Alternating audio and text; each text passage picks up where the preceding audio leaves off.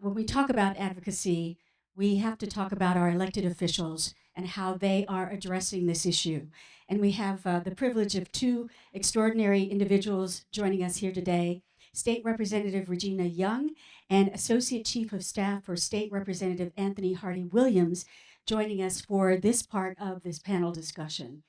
Now, my first question is Philadelphia has seen a major drop in gun violence in 2024, although sometimes it doesn't feel that way. But in your opinion, what's helping to make this progress? Any specific programs, laws, or approaches? So, Representative Young, can you answer that question?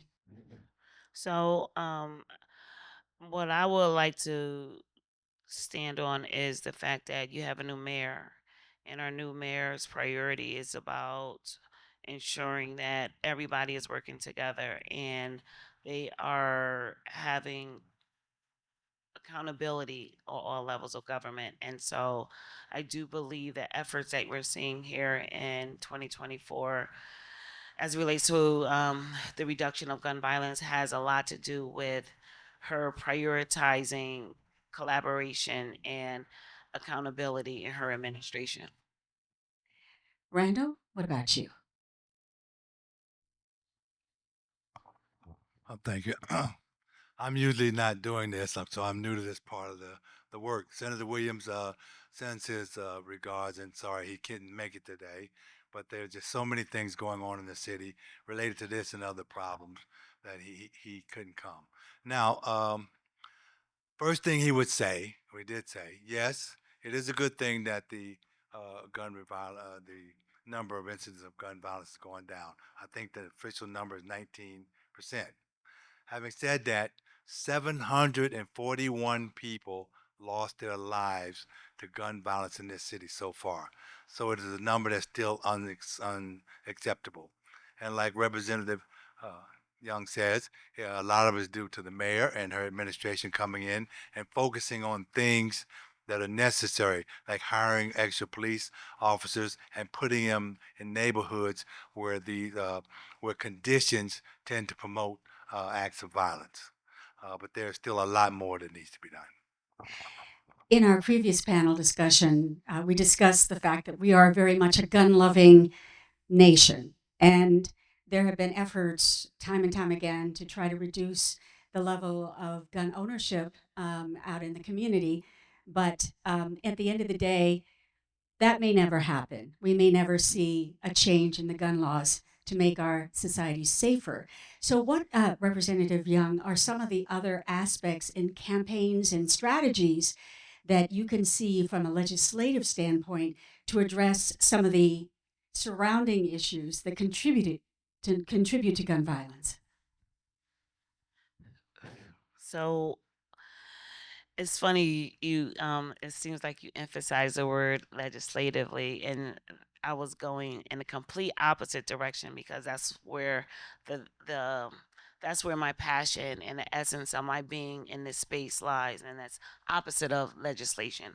I believe real change never happens on a government level. I just have never ever seen it, and I don't expect to see it in the near future. Real advocacy and change starts at the grassroots level. However, to your question, we will take those initiatives from the grassroots level and translate it to the language that can be at least attempting to be palatable on the state level so that it can overall be a law one day, create it into law. But there's a lot of complexities in that. So Philadelphia municipality, as it relates to how it gets signed into law, is different from state. Philadelphia is 17 members. State is 253. Two chambers, four caucuses.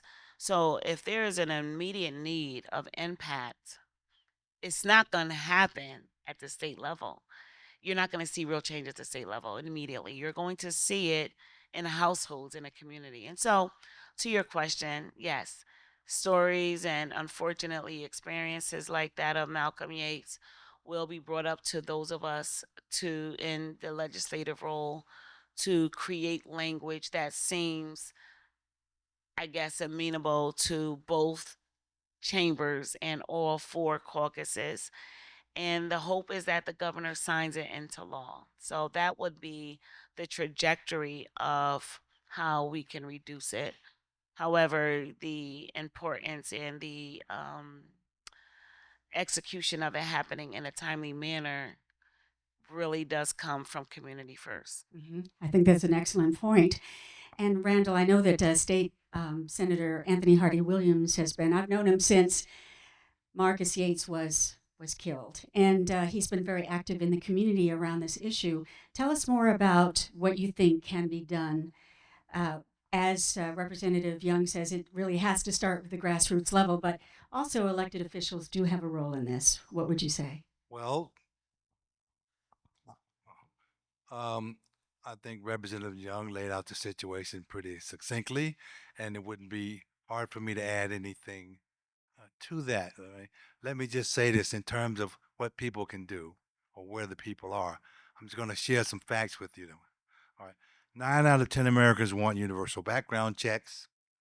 9 out of 10 Americans want stronger red flag laws to intervene and disarm dangerous individuals before gun violence. 8 out of 10 Americans believe gun owners should store their weapons in safe places. 7 of 10 parents fear mass shootings at schools. More than 7 in 10 Americans want limitations on assault weapons, and most Americans want all lost or stolen guns to be reported.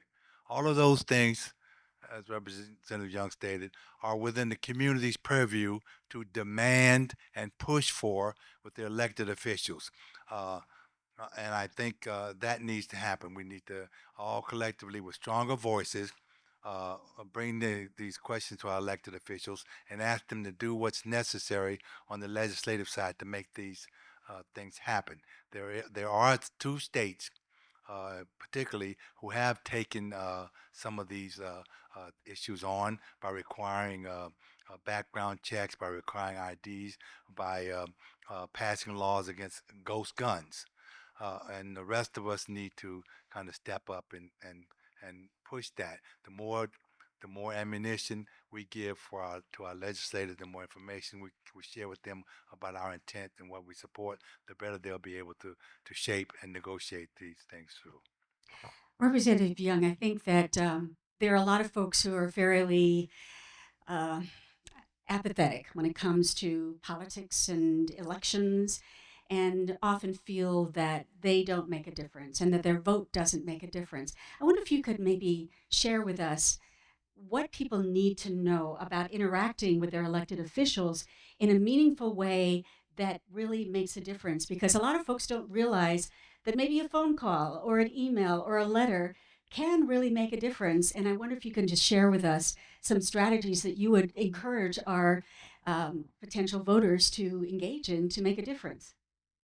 Great question. And actually, I think it's timely. And I'm going to just shift it a little bit and saying, not necessarily just focusing on the voting part, but just activate it. I think being activated in our communities, you just have a responsibility. I started this role. Interestingly enough, my son is now 20. Today is his birthday, and I'm here with you all. So, Thank you. and I have like several other stuff to do, but that's not the point I was making. But I'll tell you, happy birthday. The point is, I started as a mom.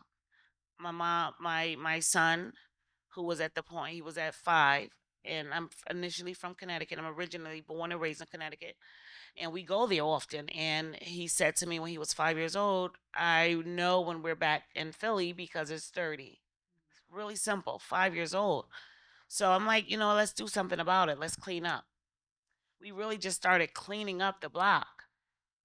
I found time to clean up the block with my child.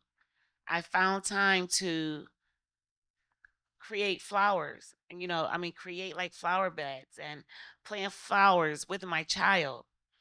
When he became school age, I actively volunteered in his classrooms. I asked questions and I asked more questions, and the questions led me to different rooms, and the rooms got bigger and the people had bigger titles, but my questions were still the same. We're just people serving people. And I think if we humanize these roles more can understand that. But the true warrior is that parent who say, I'm not going to settle for anything less than what I believe my child deserves. Now, as a former school teacher, and even though I know that's a whole other subject matter, I have yet to meet a parent who said they did not want the absolute best for their child. Regardless of their situation, I have yet to meet a parent who said they didn't want the best for their child. So take that same passion and you intentionally invest in that child's life. Titles don't scare me. And when I engage people in the community, I make sure they see Regina because I'm just Regina. My mother named me Regina. The title is different and it can change every 2 years. But the passion within is I want to create a better environment for these children. So, to your question, I'm hopeful that people in my position, and then the senators, I know he does it as well, so it's not like it will be lost on him. But more of us will engage more in the community, and the community stop acting like we're demigods. We're just people serving people. And I'm okay with saying what I don't know.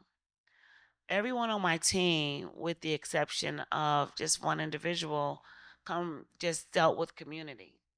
And they grew in this space because they were advocates in particular areas in their lives. And now they're representing at a state level, they're empowered. So we really need to start transforming enabling to empowerment. And I think through constant communications and engagements, help our community members better understand their investment matters. I love your story about how you listened to your son. He said, streets are dirty, Philly's dirty. And you wanted to do something about it. And you listened to him as a mother and you acted on that. And that the truth of the matter is that that is something that does contribute to a more peaceful neighborhood when you have a clean neighborhood. We know that clean blocks are safer blocks. When communities know each other, then you've got more safety. So what you did and what we can all do is just it's a lesson for us all. Absolutely. Thank you. And I will also add intentional parenting is hard work. And we underestimate that part. We underestimate that when parents are struggling, and I'm against community developer, organizer, social worker, therapist, educator. That's my background. My whole work is in public service. But I don't allow excuses because it's hard work. I don't care how we make it seem.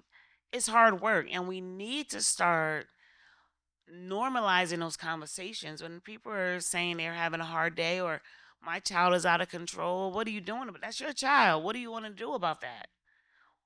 Stop giving up control. We have to stop giving people the ability to just relinquish control. No, they have to be a part of that, and we have to hold people accountable. So, Randall? Well, again, I mean, the senator would say the exact same thing as Representative Young, different words, but the same point, the same thing. Parents, community, you are the first line of support and resilience. It's your responsibility to get involved. They're your children. In addition to having said that, he would also say, because he is who he is, meaning a man of his constituents, he'll say, I'm a registered Democrat, but when it comes to my job, it's my constituents, and I'll do whatever I need to do to make things happen. The House and the Senate currently has 15 to 20 pieces of legislation that are in the process of trying to get moved onto the floor for a vote to become law. A lot of it geared towards dealing with all of the issues that the Representative Young just laid out, plus all of the issues around gun violence and community safety that the law enforcement community, that organizations who are given the support and the resources they need, that parents and families, when given the support and resources that they need, could use to make a difference, change the environment, make children and communities safer. In this nation, 80 million people did not vote last year. You don't vote, you don't have a voice. We didn't have so much time in the last panel discussion for questions from the audience, but I think I'd like to take a little time right now to invite all of you to ask a question or make a comment that you think these folks need to hear, because you've got their ears right now. So who has a question or a comment that they'd like to share, or would they like to see our elected officials, our civic engaged individuals here to get involved with? What are some things that you'd like to see more advocacy for or to support? Anyone out there have a question or a comment that they'd like to share? Don't be shy. Yes, go ahead and tell us who you are.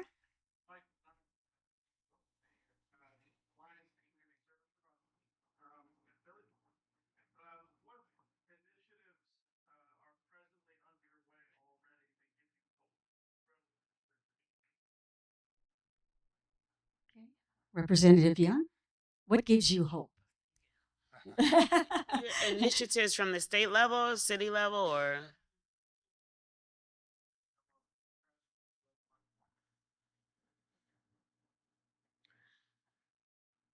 I will say when a parent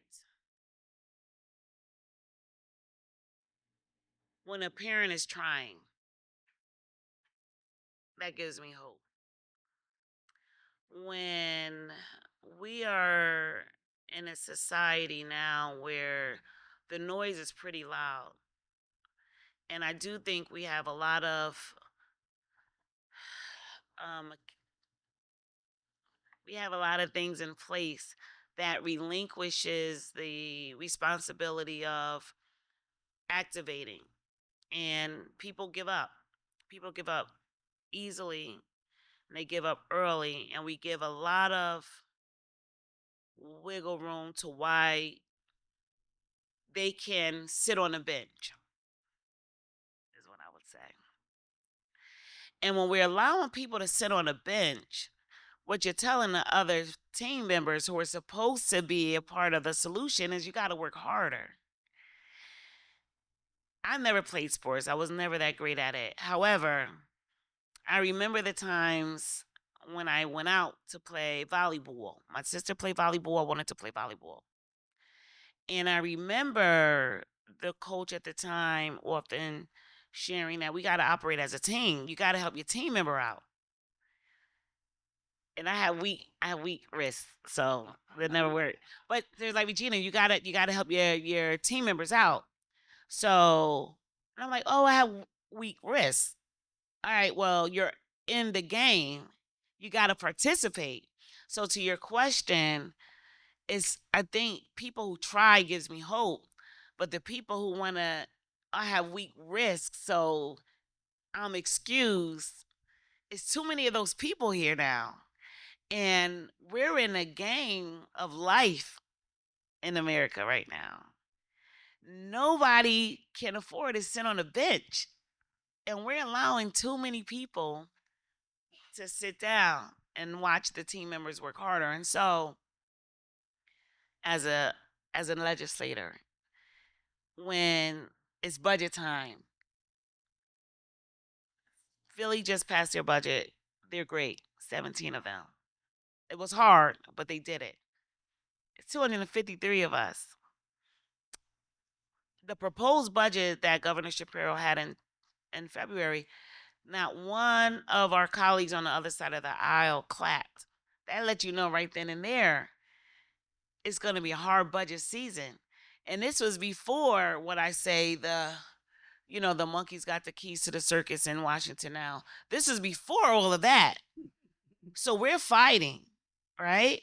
We're trying to maintain and protect what we have in place while coming back to Philly. I have school age kids. My daughter graduates from Girls High on she graduates on the 11th, the day before her 18th birthday. Every day I'm in Harrisburg, my phone is on because I got to make sure my daughter is coming safely from Southwest to North Philly. to go to school and not getting shot, right? She has we call it the Sid Scepter Chronicles. Sid Scepter issues every day when she's going to school. So I'm really bringing this down full circle in a big picture because it's a big picture. What gives me hope is when people say, I want to be activated, I want to be engaged, because when I'm out trying to defend the noise in Harrisburg, I need to know my baby is safe, right? So if the mode to getting her out of our house onto SEPTA, walking up to this girl's high, and then coming home in the same way safely, I'm counting on other people to make sure all these kids are safe, including mine when I'm fighting. So when people are activated, it gives me hope. I don't want to be Malcolm's mom. I can't, I don't think I have, I don't think I can be that brave or courageous to have something happen to my children for me to be activated. So I'm trying hard now to communicate as much as I can now, advocate, empower, invest, all of that now. Because I don't know if I could be a Malcolm's mom. I'm just saying it, That's real. right?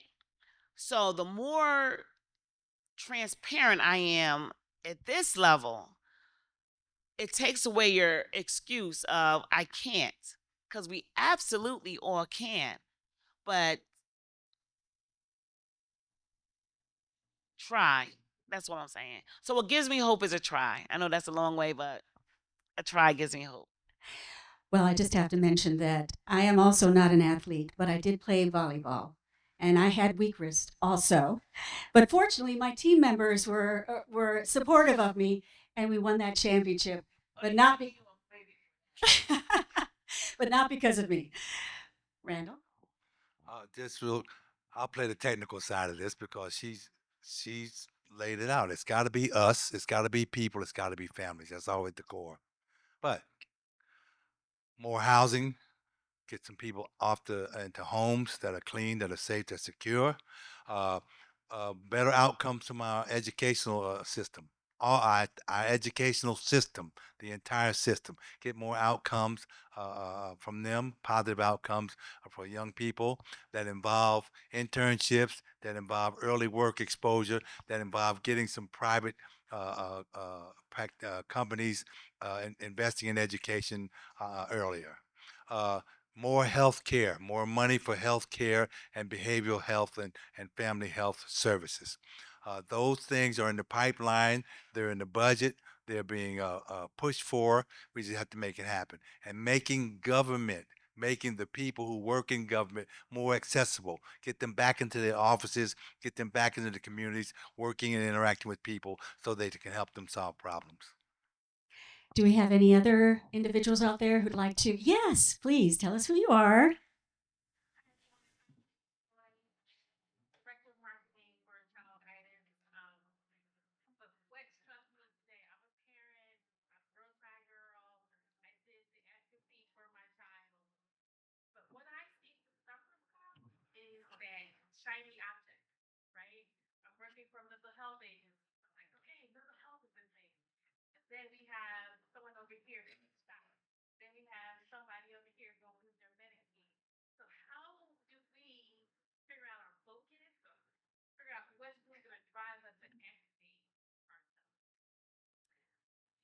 So many issues out there, right? So many, especially now. Yeah, Representative Young. Sure. So, and I don't know how this works for everybody, but what works for Regina?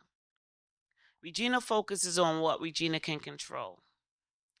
If Regina knows that her passion and her emphasis and her strength comes from advocacy in particular lanes, that's where I'm going to start. We're going to grow in different spaces, obviously, right? But that's where I'm going to start there.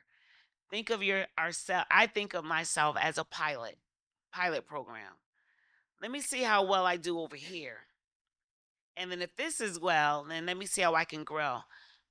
Listen, as a legislator, state legislator, we hear all issues all the time. Senator and I were just at an event.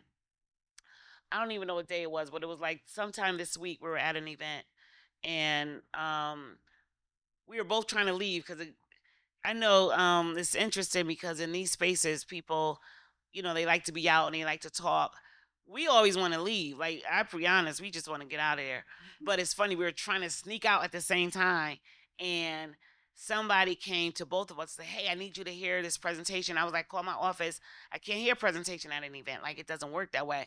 And he was like, just give me 2 minutes. And Senator Williams said, no, I don't do business like that. You're going to have to wait until you have my full attention, because what I was saying just didn't resonate. And he was like, well, no, just give me 2 minutes. And he was like, stop.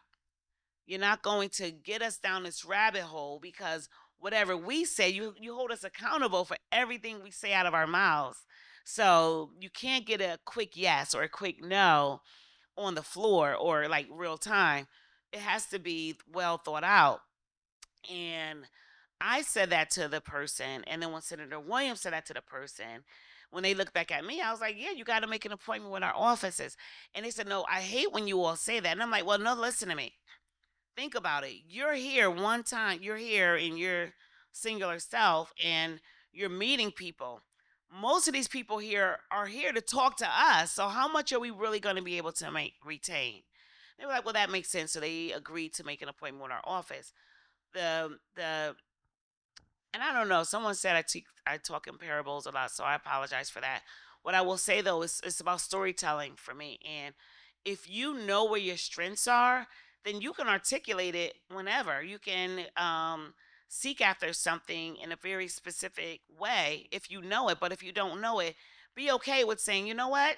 There's a whole lot of people here. Somebody else is going to have to figure that out. It does not have to be me right now. So knowing that you're setting up boundaries and like real hard stops is completely fine. You are not a robot. Oftentimes when I'm in Harrisburg, I do a lot of prayer on the floor, and I will pray, help us just be mindful of who we are in this moment, because we're not bigger than anybody else. Yeah, and I think that I know what you mean. There's so much out there, and sometimes I feel the same way covering stories. Oh my God, there's this, there's that, whatever. Well, at the end of the day, we find whatever that we are most passionate about. I mean, in Regina's case, when she was a young mom, she found one small thing. They have this exercise that they do sometimes, and I've done it, where they have several different little poles, and you get a ring, and you're supposed to hit the ring, hit the pole with your ring. And there's one that's right here. There's one that's 10 feet away. There's one that's 50 feet away. And usually, like someone like me, I'll try to get, because it has the most points, right? I'll try to get that 50 feet away one. Well, then the other person goes, well, let me just drop it right here because it's right there. Sometimes just the smallest thing that you can do, the one step, can make a huge difference. If we all do one small step, we can move the needle. Randall, anything you want to add? I mean, again, they said it all. If child guidance or any other entity comes into this with the idea, what can we do to solve all these problems? You're going to fail. You do things like Kevin, raise your hand. Okay, I'm speaking now, not in the senator's terms, but as two advocates who've been in this work forever. Because Regina, I have in my pocket now a SEPTA card that Regina Young helped me apply for and get years ago so that I could ride SEPTA. Now Regina Young will help me keep that a right to ride SEPTA, because she's in the legislature now advocating for SEPTA to maintain its funding. Okay? So that's, how does that work? You have this meeting, right? This idea is, I hope you're in marketing. I hope there's someone in child guidance who has connections to all of these organizations and agencies out here who have the services or can provide the services that your client will need in addition to what you do. If not, you have Regina's office, my office, and Senator Williams' office next door, where you can reach out to, and we'll help you connect. That's what it's about. Connecting, understanding what the need is, and then helping families and children get connected. Are there any other questions? Because if not, I'm going to ask our two guests to provide a final statement and some words of encouragement for our audience here. Regina? As I have a cough drop, I apologize. We all need one. That's another thing. Like, so we fight through so much, right? So I have like this allergy situation going on, but I have like 4 events. I have 2 more. That's why I have to get ready to go. However, what I will say is, the power of you is way more greater. Later for the titles, later for the descriptions that people put on you, because people tend to meet you at a chapter in your life, and then they have this whole, dissertation on who they think you are. The truth of the matter is, we don't even really know who we are. There was absolutely no way someone would have told me, coming from New Haven, Connecticut, I would be a whole state legislator in the House of Pennsylvania. No one, right? High school, bashful. I only wanted to be a secretary. I didn't even want kids. I always wanted to adopt. And I'm proud of my 20-year-old who is Penn State agriculture plant science student who just received his internship at Longwood Garden. So he's going to be doing plant sciences for a year. My daughter, high school, girls high, hated school up until last year, but she's going to CCP nursing. I'm proud. These kids are resilient. And my greatest badge of honor is being a mom. I'm a wife too, but I'm great. I'm happy being a mom. And the reason why I'm answering this way is because it's just the power of one. I never knew what I was capable of doing until I had to do it. I never knew that people in these positions are just people trying to figure it out too. They just don't always say it. Stop being scared of your next step and stop allowing people to walk away with excuses of why they can't participate. Our communities are crumbling. No one can afford to sit down and say, I can't do anything. So use your voice to trigger others. That's it. Randall? Well, I'm just going to end. You guys see, I keep looking at my phone. They gave me notes. So I'm not ashamed to say that, all right? All right, so I'm just going to end with this because I think it's also appropriate to the question and to what the intent of this session is and what the work that Representative Young and Senator Williams are doing. Thoughts and prayers do not stop bullets. Thoughts and prayers meant nothing without action. Faith only helps those who help themselves. We have faith and are taking action to stop the senseless violence plaguing all our communities. Together, we will save lives. That's a beautiful way to conclude. And yes, Sorry, please. just one more thing that I have to always say, because I just never know how impactful it is until somebody says something to me afterwards. Powerful people ask for help. As parents, it's fine to ask for help. That's where your power comes in. And I have to emphasize that because I realized if I never knew how to ask for help, I wouldn't be able to sit here as confident as I am now. Not only as a legislator, but as a mom, as a black woman. Hello, right? So ask for help. People will tell you exactly they will help you if you have to ask. So those of us who are black, I will say, because we have this trauma with asking for help.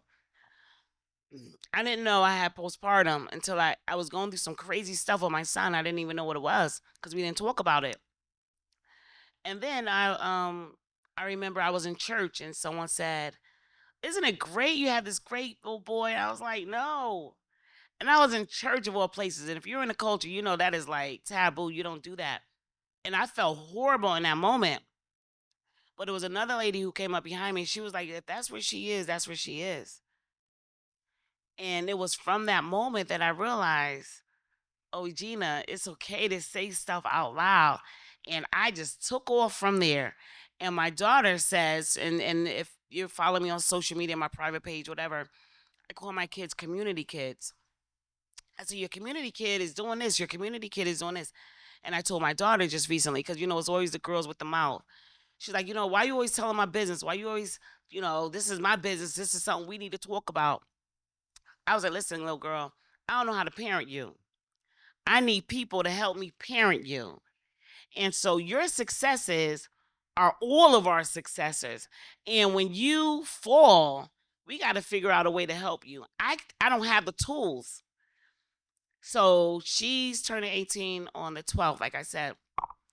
Just 2 weeks ago, right around her prom, she goes, you know what, Mom? I appreciate the village. Because she had a prom and everybody was at the house and she saw all these people. I don't have family here. So it was everybody here. Kevin, I don't know if you came, Randall. It was a lot of people. Everybody was there. And she realized the power of the village. Before, I'm tired of you telling people. I'm like, I need these people to help me help you because I don't know. And the outcome was worth it all. So that's what I want to say. It's okay to ask for help.